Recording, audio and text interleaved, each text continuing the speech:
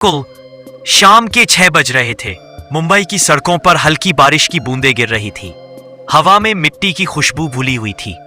रेहान अपनी कार का शीशा नीचे करके उस खुशबू को महसूस कर रहा था। वो खुशबू उसे किसी की याद दिला रही थी, माया की। 3 साल पहले यही मौसम था जब वो पहली बार माया से मिला था। कॉलेज का फाइनल ईयर चल रहा था। माया लाइब्रेरी में बैठी थी और उसके सामने किताब खुली थी, the mystery of lost hearts. Rehan ने मुस्कुराते हुए कहा था, इतनी सीरियस किताब? तुम्हें तो रोमांटिक नॉवल पढ़ने चाहिए। माया ने सिर उठाया, हल्का सा मुस्कुराई। कभी कभी रहस्य जरूरी होता है, वरना प्यार की कीमत कौन समझेगा। वो एक लाइन रेहान के दिल में कहीं गहराई तक उतर गई थी। अब 3 साल बाद रेहान अब एक जर्नलिस्ट था और उसे आज एक गुमनाम चिट्ठी मिली थी।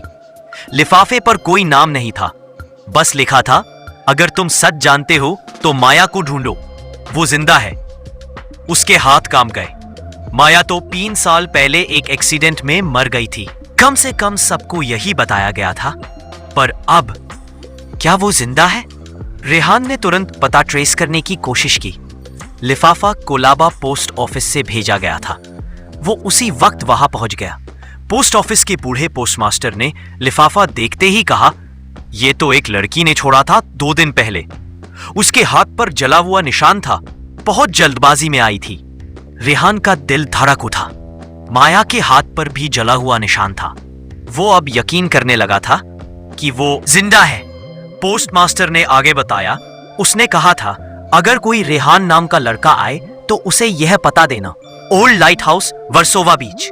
चांद आधा छिपा था और समुद्र की लहरें अंधेरे में किसी रहस्य की तरह गूंज रही थी।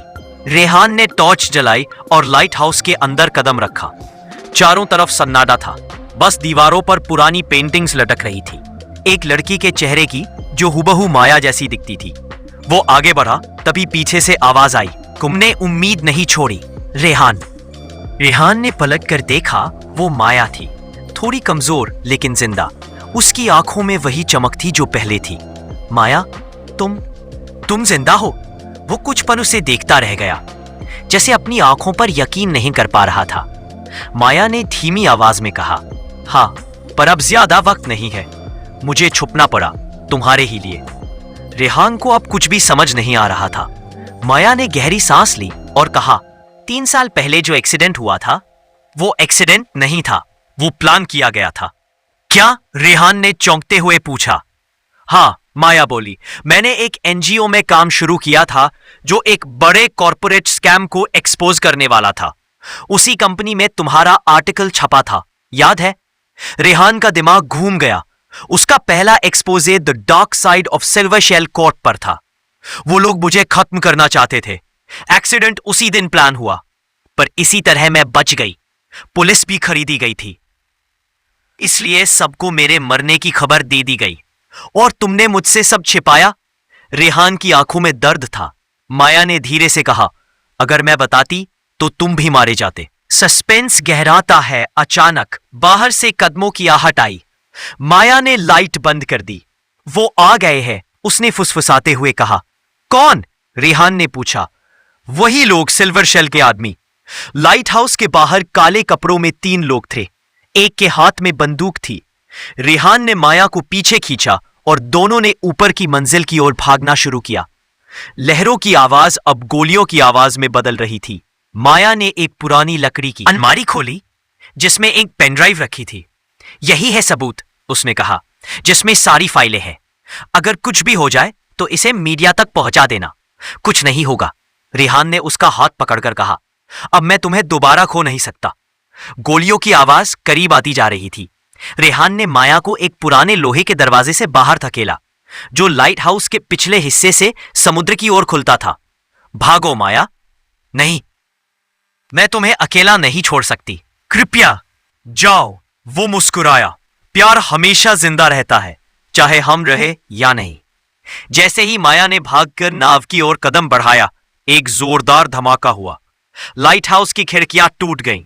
माया चिल्लाई, रेहान, पर सिर्फ समुद्र की आवाज थी। 3 दिन बाद मुंबई की सुबह वैसे ही शुरू होती है, पर उस दिन एक खबर पूरे शहर में थी। जर्नलिस्ट रेहान मेहरा की रहस्यमय मौत। एक एक्सपोज से पहले, पर उसी दिन देश के सभी न्यूज चैनलों पर एक वीडियो चला, the truth of silver shell corp. उस वीडियो में माया की आवाज थी। वो कह रही थी, ये सबूत रेहान मेहरा की कुर्बानी से जनता तक पहुंचा है। सच कभी मरता नहीं। 6 महीने बाद गोवा के एक छोटे से गांव में समुद्र के किनारे एक लड़की बैठी थी। उसके हाथ में वही किताब थी, the mystery of lost hearts. किताब के अंदर से एक फोटो निकली, रेहान की मुस्कुराती हुई तस्वीर। उसने आसमान की ओर देखा, हल्का सा मुस्कुराई और बोली, रहस्य तो अब भी बाकी है, पर प्यार अब भी जिंदा है। कहानी अच्छी लगे तो लाइक करें, शेयर करें, कमेंट करें और आगे भी ऐसी वीडियो देखने के लिए चैनल को सब्सक्राइब करें।